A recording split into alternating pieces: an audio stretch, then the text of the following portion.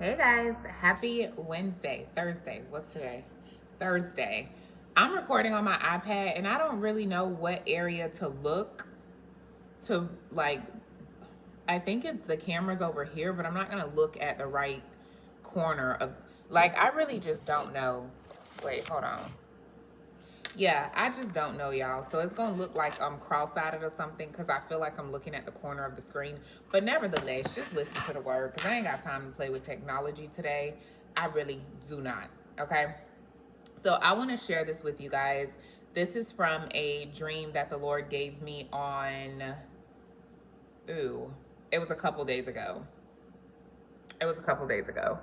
Um, Actually, it was last week. I believe it was last week that I had this dream.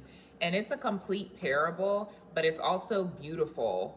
And it shows just how much God cares about what you desire. And this is not for everybody, of course, but who it's for, this will resonate with you. Take this word to God, take me to God.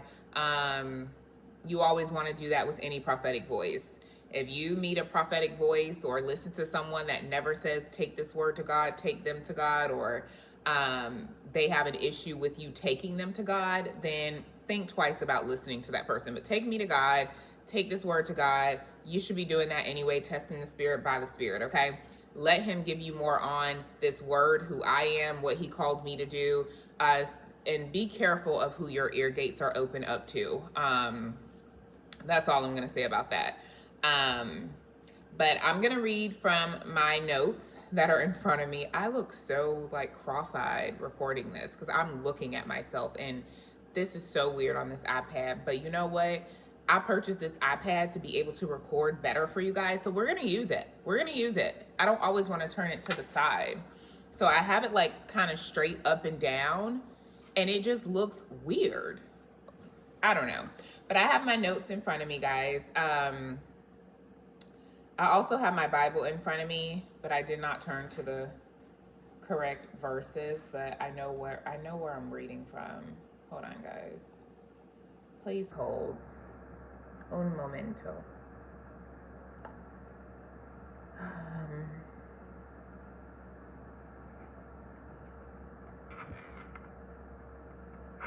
know, I need that up. Hold on, guys, because this is what you call multitasking.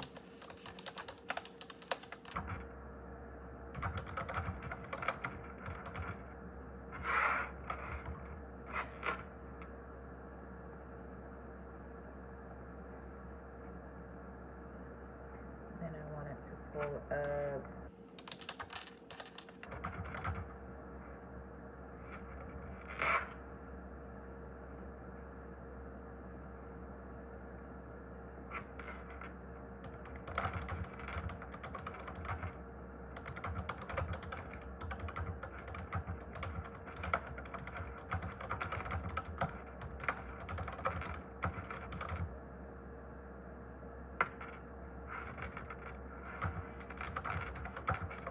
I should have been more prepared, guys, but it is what it is. You're getting this in real time because I'm only human.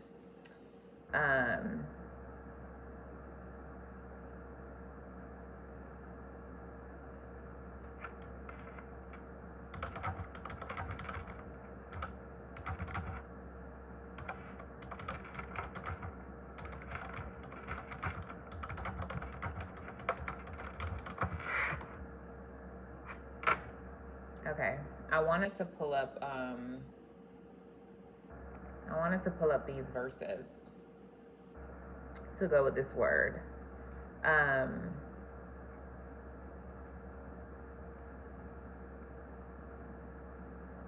Okay. But what the Lord was showing in this dream is that he sees what your soul is longing for. And I just want you guys to know, because a lot of people in the body of Christ will make you feel guilty for desiring certain things, especially marriage. Especially marriage. Like when it comes to men and women desiring marriage, you'll hear people say, just focus on God, just focus on your calling, just focus on this, just focus on that. Okay, what about for the people that have already focused on that? And it's like, check, I wrote the book, check, I started the ministry, check, I did everything you told me to do, Lord, but I still desire the love that you have for me.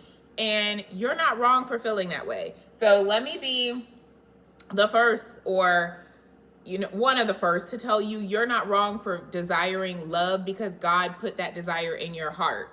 Okay, so I would say that this word is for people that desire children and financial assistance and all of that. But for this word, I'm going to focus on exactly what God showed me in the dream.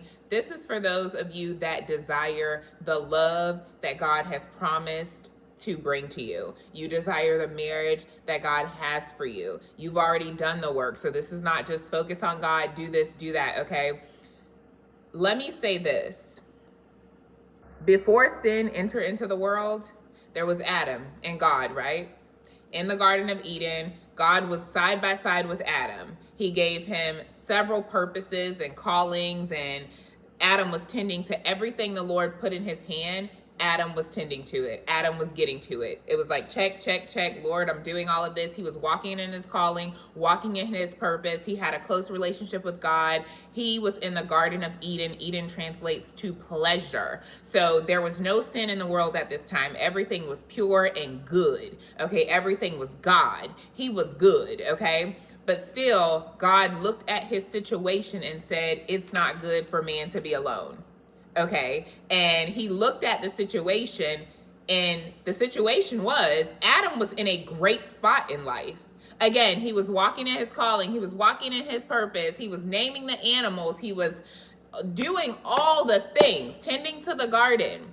But God still looked at all of this good stuff that he's surrounded by and all of the good things that he was doing. And he said, it is not good for man to be alone. Let me bring him someone suitable for him, okay? Meaning, you can be in the prime time of your life. You have the career that God has opened the door to. You have the ministry. You are anointed. You're walking according to God's will and his ways for your life. You're doing the whole nine. And God will still look at your situation and say, it's not good for man to be alone. Let me bring my daughter. Let me bring my son, someone suitable, because that was God's way of saying you could be experiencing pleasure in all areas of your life, but it is still not good for you to be alone. The pleasures do not make being alone better. And we could see this with Adam. So I want to throw that out there, but the Lord gave me this dream last week. Very powerful dream. And he's just, let me turn off this heater, y'all, because it's hot. It's very powerful. It's such a huge parable. And if you've been following this ministry for a while, you know that God speaks to me a lot in parables, and I have to sit down and dissect it. And this is how it's been from the beginning. And I love that. It's fine. It teaches me to dig deeper spiritually, and hopefully with me sharing these dreams with you guys, and I know many of you are dreamers, so many people have commented and said that this ministry has taught them so many things about their dreams and symbols and stuff. Mind you, you always have to seek God when it comes to the symbols, because the same symbols can mean different things for different people. It just depends on the context of the dream. But I want to share this with you guys because God is saying he sees you and he hears you. And it's not far off. It's not far off.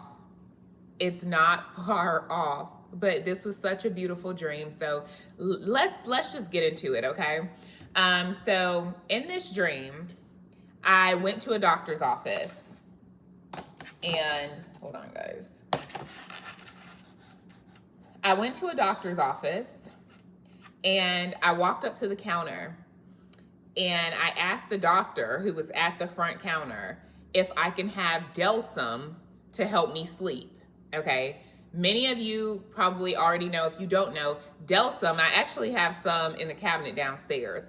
Delsum is a cough suppressant, right? So it stops you from coughing so much, right? So I'm at this doctor's office and I walk up to the counter. The doctor's at the counter. I'm like, can I get Delsum to help me sleep? The doctor goes to the back or whatever to get whatever I'm asking for to help me sleep. And as I'm standing there waiting, I want you guys to catch this. As I'm standing there waiting, I'm repeating this for a reason. As I'm standing there waiting, I start singing, but I wasn't singing out loud. I was singing, what's the song? I have it up. I was singing Whitney Houston, I Have Nothing, but I was mouthing the song. So the words weren't coming out, but I was mouthing it to where, like, you would have thought I was having a concert, right? Like I was on stage singing for a crowd because I was totally into the song, but I was mouthing it because in the dream, I'm like, well, I can't sing. So I don't, God didn't give me the ability to sing on a professional level. Like I know how to praise and worship, okay? Make no mistake. But I'm like, let me just mouth it because this is my jam. So I just started mouthing the lyrics and I was so passionate about the song, right? Now, in real life, guys, I listen to this song quite often. And it's normally when I'm going to take a shower. And when I put it on my Bluetooth speaker, like in my bathroom, I do mouth it a lot, but I also sing the song. But when I'm singing the song, when I'm getting ready to take a shower, I always dedicate the song to God, right? Whitney Houston is singing about a man, but I be singing about the man, okay? Capital T, capital M, as in the Lord. So I always dedicate this song to him. To me, I Have Nothing by Whitney Houston is a complete gospel song, okay? It's dedicated to the Lord. So anyway, in the dream, I'm singing and I'm just mouthing it. Like I said, no words are coming out, but you can, like, I'm mouthing the whole entire song. And the lyrics that I said in the dream that I remember specifically, I said, I have nothing if I don't have you. I have nothing if I don't have you. Even though I was singing the whole song in the dream, when I woke up, I specifically remembered mouthing, I have nothing if I don't have you. And in the midst of me singing this in the doctor's office, again, I'm standing in the line at the front desk, waiting for the doctor to bring me this Delsum, and I start mouthing the song. Over in the waiting room area, there's this attractive black man, and I knew in the dream that he was watching me, and he was watching me in like admiration, like he was in awe of me, right? Even though I wasn't singing out loud, you would have thought that I was killing it with this song, the way that he was looking at me. It was the way that you would look at Whitney Houston or Patti LaBelle or someone, you know, of that caliber when they're singing, and you know when your song hits and that person is hitting all those notes and you're just like mouth to the floor. That's how this man was looking at me, but it wasn't in a lustful way. It was just, he admired me, like he was in awe of me, okay? And like I said, you would have thought that I just had this banging voice and I was hitting every note because that's the way this man was looking at me. That's the end of the dream, okay? Let me break this down for you guys because it's really short, sweet, and simple, but God is so, so good. Y'all, he's so good. So the doctor represented God. Scripture tells us he is the what? The great physician, okay? So the doctor in the dream represented the Lord God. You go to a doctor's office when you're seeking relief or healing of some sort, right? You go to your doctor when you're sick. You go to your doctor's office when you need testing done. You go to your doctor's office when you need a checkup, okay? I obviously went to the doctor's office because I couldn't sleep, and I asked the doctor for Delsum, okay? So most of you are probably thinking, Nina, Delsum is a cough suppressant. It's not a sleeping aid. So why would you ask the physician for Delsum? God is such a God of parables. So let me break this down for you. So when you cough, guys, coughing is actually healthy for you. It clears the airways and it removes irritants, okay? It removes irritants out of your way. So if I walk into a house and let's just say you're cleaning with bleach or something really strong, what is a person normally going to start doing? Coughing, because your body's recognizing that there's some kind of substance, something toxic, whatever it is, it's blocking your airways. So your body coughs in order to clear your airways, okay? Delsum is a cough suppressant. When someone takes Delsum, like I said, I have it downstairs. And I actually purchased Delsum, I believe, when I had pneumonia. And when you have pneumonia, you can't stop coughing. And the more you cough, the worse it gets. Like I had pneumonia really bad to the point I was coughing up blood because my throat was so dry of coughing. And I honestly believe that's when I purchased Delsum, if I'm not mistaken. But you take Delsum when you need to suppress your cough. Like you're coughing so much. It's like your body is agitated and aggravated from all the coughing. So Delsum will suppress that cough so you're not coughing as much. But technically, coughing itself is a healthy thing. Like I said, when you cough, your body will naturally cough when something's in the air and it's blocking your airways. You cough to clear it, right? It clears irritants, okay? Catch that. So I'm going to the doctor like, can I have Delsum to help me sleep? Okay, and I really want you guys to catch it because it's so spiritual. It's so spiritual. This part, it's like God is saying, or it's like you're saying, God, I'm tired of the agitation. I'm tired of feeling this way. I know this weight has purpose, but I don't want to feel it anymore. Just give me something to make it quiet so that I can sleep. Okay, we know that rest comes from God. Rest is an internal thing, right? It comes with his peace that surpasses all understanding. But sleep is a temporary state, right? We sleep when we're tired, right? So I'm asking for this cough suppressant, this thing that removes agitations so that I can sleep, okay? God in the dream goes to get what I'm asking for, okay? And this is like God is saying, I'm not ignoring you. I'm going to go and get you what you're asking for. But in the midst of this, I'm going to reveal what's really aggravating you, what's really agitating you. So translation, what was happening in the dream, and if you haven't caught this already, this is for someone's love story that's not came together yet, okay? God is still putting the puzzle pieces together, but you're aggravated. You're tired of this same irritation, this same cough. If I cough so much, it begins to aggravate me. If I'm coughing every 2 seconds, it's aggravating. So I can take Delsum to suppress that. You're tired of the spiritual aggravation and agitation every day. You're tired of this focus of this love story coming together being something you have to deal with every day. So you're asking God for something to suppress it, but coughing is healthy. It clears the air. It clears away the irritants. What you're going through in the weight is healthy for you, okay? God doesn't want to just suppress what you're feeling because what you're feeling is valid. Your spirit being aggravated and agitated because you haven't received the promise yet, that's healthy for you, okay? And you could ask Hannah about that because she desired a child. You know why she desired a child? Because that was a desire that God put in her heart and she couldn't shake it, okay? She couldn't shake it, but it was healthy for her to go through the motions. It was healthy for her. It built her up. It taught her perseverance. And at the end of the day, she dedicated that child that God ended up blessing her with back to him. So whatever God is taking you through in the weight, this cough of you being this agitation that you're experiencing, that you're wanting God to give you Delsum for, to suppress, it's healthy for you in the weight. So as I asked God for this in the dream, like, can I have Delsum to help me sleep? He went to the back to get this for me, okay?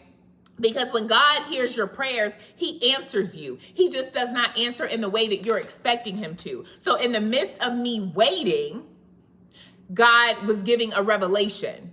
And that's often what happens. God is not going to always answer your prayer in the way that you expect him to. So God goes to the back to get me this Delsum.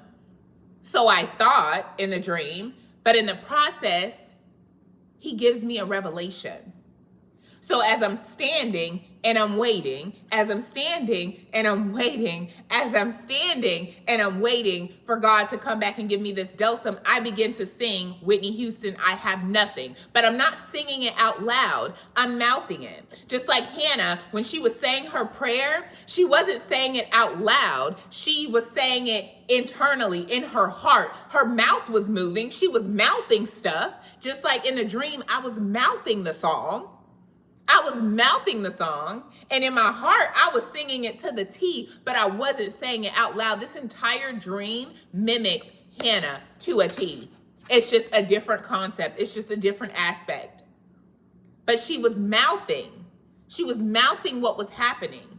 She was praying in her heart. The words weren't coming out. I was doing this in the dream. I was mouthing, I have nothing if I don't have you. I was mouthing this entire song, but in the waiting room, this gentleman noticed me. This man notices me, and he's in awe of me. And like I said, in the dream, he was watching me as if I was hitting every key, every note to this song, okay? And I really want you guys to catch and grab hold of this. And I'm going to read from my notes because I don't want to miss anything. But I didn't sing this song in the dream with my mouth. I sang it with my heart, okay? And if you listen to some of the lyrics in the song, and we'll go over it, but it says, "Don't make me close one more door. I don't want to hurt anymore. Stay in my arms if you dare, or must I imagine you there? Don't walk away from me. I have nothing if I don't have you." Whitney is singing this to the love of her life, to this person that she loves, right? And in the song, if you know the movie Bodyguard, that's where the song came from. She already knew this person. This is someone she had crossed paths with before. And she's expressing how she feels, right? So me mouthing the song, whoever this is for, God is saying, this is the true cry of your heart, right? It's not that you're just tired. It's not just that you're agitated. It's that you're aching for the promise of love that God has put in your heart, for the promise of love that God has spoken to you when it comes to partnership. You already know what the love of God feels like. That's the best love ever. We know, Bible thumpers, but God hears you. You're aching for the promise, for the covenant, for the man, for the woman that God said would come. So it's not that you're so much agitated and you need something to suppress what you're feeling. No, you want this promise to be fulfilled. And this is God's way of saying he hears you even when you're silent. He hears you even when you're mouthing how you feel. He heard Hannah. Even though she wasn't speaking words, she was mouthing her song. And y'all better catch this. You're not tired of waiting. You're tired of feeling while you wait. Catch this. You're not tired of waiting. You're tired of feeling while you wait. Hence me asking for Delsum, a suppressant, so that I could sleep.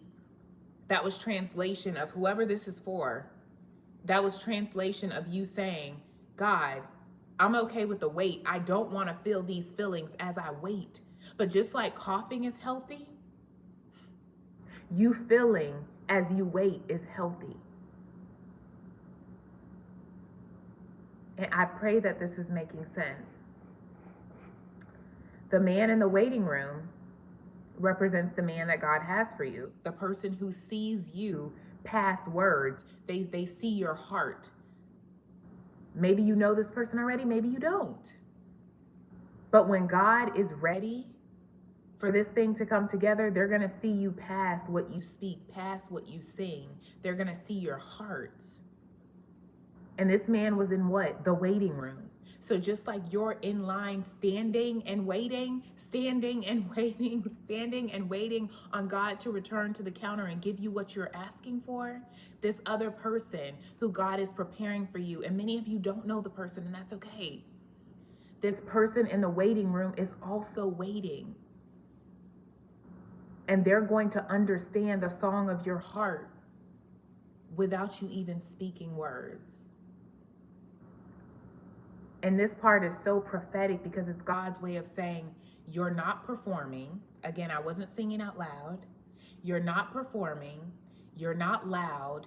You're not trying to impress. You're mouthing your heart quietly. And this man in the waiting room, he sees that and he feels it just like you do. But not only that, God sees it and he feels it. He knows exactly what you need. This man in the dream represents the person God has for you, whether you're a male or female. If you're a male, just change it around and see this as a woman in the waiting room. But this person is also in the waiting room. You're just standing and waiting. They're sitting and waiting. Somebody better catch that. I was standing and waiting. This man was sitting and waiting, but we were both in the waiting room. He sees this man, this person, whoever it is for you, but also God sees the beauty in your stillness. God sees the beauty even when you're hurting and you're not speaking exactly what you need. Instead of keeping it on the forefront of your mind, you're just asking God, God, give me sleep. Give me something for sleep. I just don't want to feel the agitation of all of this. But it's important for you to feel because it builds. God sees your heart even when your mouth says nothing. The man God has for you will see your heart even when your mouth says nothing.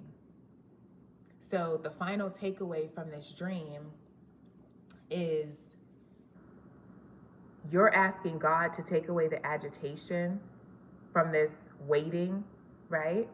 But he's showing you why it exists and what he's doing, okay? It's like him saying, and you could flip this around if you're a man, but it's like him speaking, daughter, the ache you feel is not a weakness, it's alignment. That longing, that restlessness, it's because you were made for covenant and I put that promise in your heart. But hear me, I have not ignored you.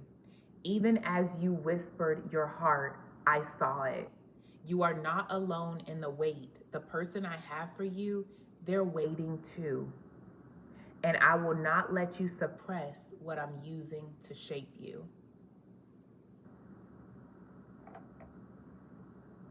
And I pray that you guys are catching this.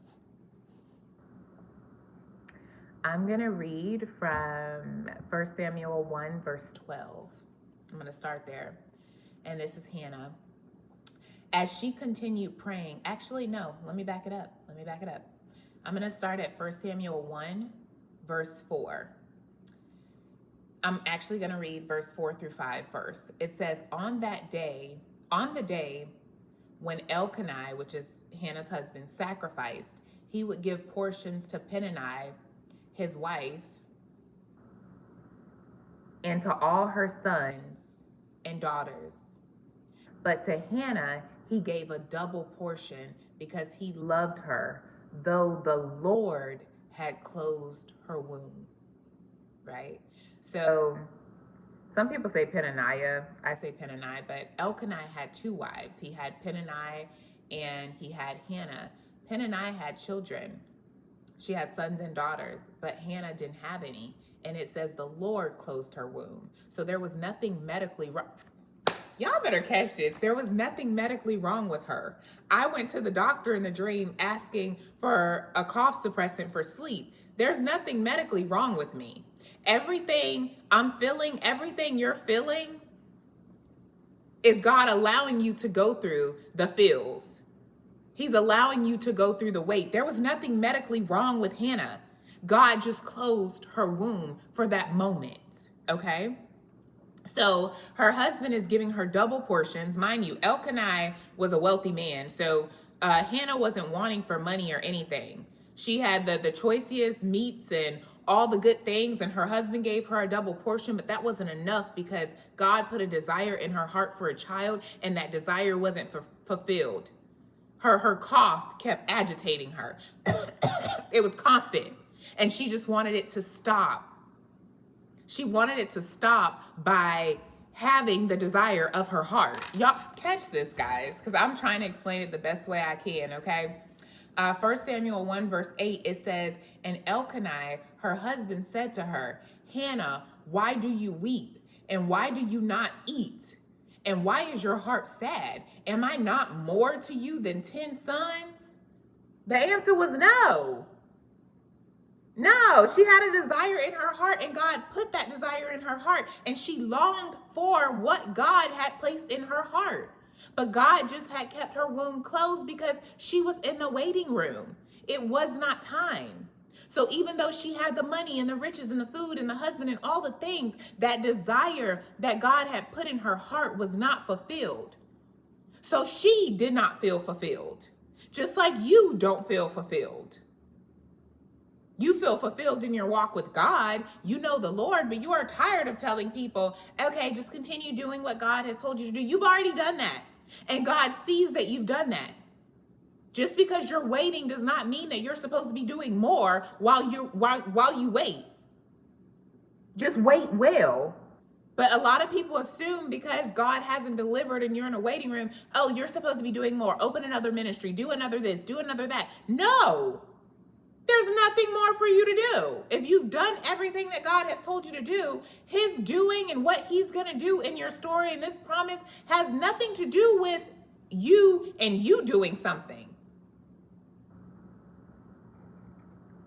So if you read these verses, you could see that Elkanah, Hannah's husband, had so much favor for Hannah and love for her, right? He gave her double portions, right? More than his other wife, right? His confusion and longing to comfort her when he says, am I not more to you than 10 sons? Reveals that even his love couldn't fulfill the space that God reserved for her promise, for what he put in her heart. So let's go down to 1 Samuel 1, verses 12 through 13. It says, as she continued praying before the Lord, Eli observed her mouth. Hannah was speaking in her heart. Only her lips moved and her voice was not heard. What was happening in this dream? My voice wasn't heard, but my lips were moving. And I'm saying, or mouthing, I have nothing if I don't have you. Y'all better catch this. So it says, therefore Eli took her to be a drunken woman. Just like people think that you're just losing it because of how you feel, but you're not losing it. God sees you and he hears you, okay? 1 Samuel 1, 14 through 16 says, and Eli said to her, how long will you go on being drunk? Put your wine away from you. But Hannah answered, no, my Lord, I am a woman troubled in spirit. I have drunk neither wine nor strong drink, but I have been pouring out my soul. Your soul is your heart, your mind, your will, your emotions. I've been pouring out my soul before the Lord. She already had a relationship with the Lord. Her relationship with the Lord was fine. It had nothing to do with her relationship not being as strong, blah, blah, blah, blah, blah. Like people try to tell you when you're yearning for something. Her relationship with God was good, okay? So she says, I have been pouring out my soul before the Lord. Do not regard your servant as a worthless woman, for all along I have been speaking out of my great anxiety and vexation. Okay, then it says in verse 17, then Eli answered, go in peace, and the God of Israel grant your petition that you have made to him. Okay, Hannah's silent yet powerful prayer was misjudged by Eli, but it was heard clearly by God. Y'all better Hannah's prayer was misjudged by man, but was heard clearly by God, okay? She didn't need words to touch heaven. You don't need words to touch heaven. I didn't need words in this dream to touch heaven, okay? Her brokenness, her faith, and her posture were enough. And we're in a society where they'll tell you to do more. No, that was enough. Her brokenness, her faith, her posture were enough. God responded after she poured out, not just her desire, but her soul. In this dream, I was pouring out my desire in my soul while asking God, please suppress this agitation. Give me something to sleep. Suppress this agitation so I can keep walking, but the agitation is necessary. Because the agitation, after I asked God in this dream for Delsum, a cough suppressant to help me sleep, is when I begin to speak from my heart in silence. That agitation is what produces the pouring. And from that pouring leads to the promise. After Hannah poured, it led to the promise. You poured, and next is the promise. The agitation is and was necessary. I pray that y'all are catching this.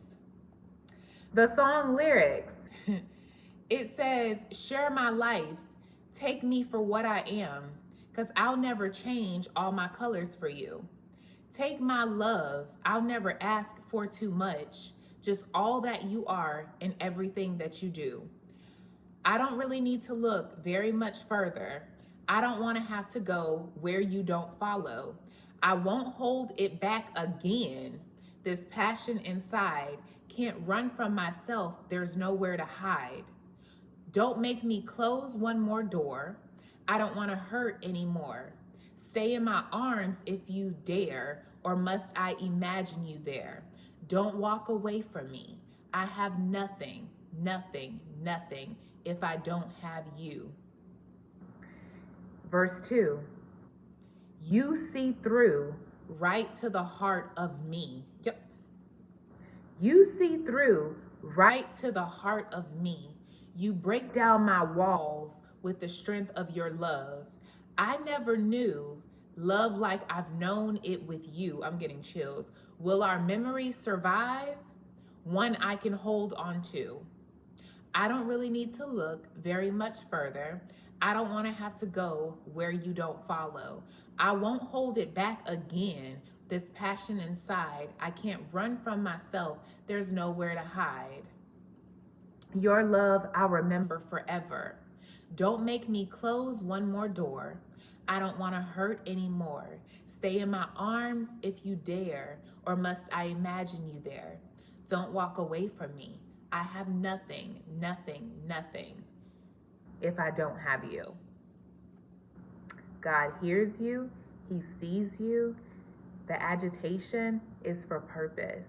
The agitation is what produces the outpouring of your silent prayers, your silent cries. And from that outpouring leads to promise. And just like you're standing and waiting, he or she is also in the waiting room, and they can see right through to your heart. And even with unspoken words, this person will be able to see you for everything that they've prayed for. So I pray that this made sense, and I pray that it blesses somebody. I love y'all, and happy July. I almost said happy 4th of July. That's tomorrow. Happy July. Yeah, that's it. That's all. I love y'all. Have a great day. Bye, guys.